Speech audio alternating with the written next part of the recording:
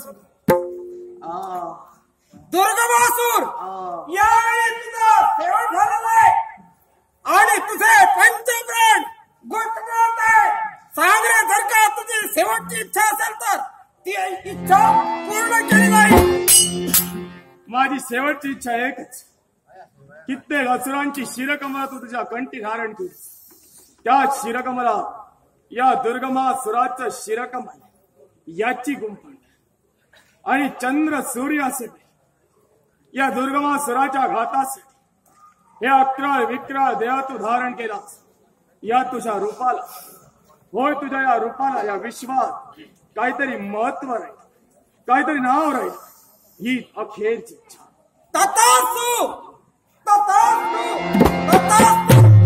तुझी पहिली इच्छा ही माझ्या कंठी शिरकमलांची मालिका आहे.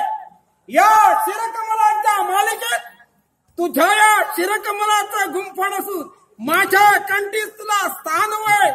ही इच्छा तुझी पूर्ण केली नाही. आणि दुसरी तुझी इच्छा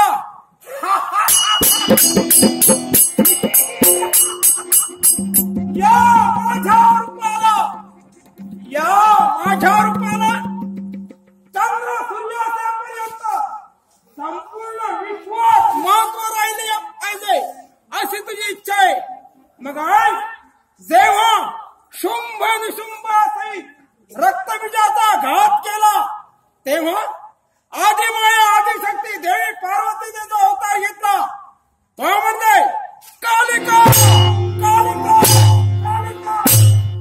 आणि दुर्गासुराचा नाश केला तेव्हा आदिमाया आदिशक्ती देवीने, देवी पार्वतीने जो अवतार घेतला तो दुर्गादेवीचा, दुर्गादेवीचा, दुर्गादेवीचा.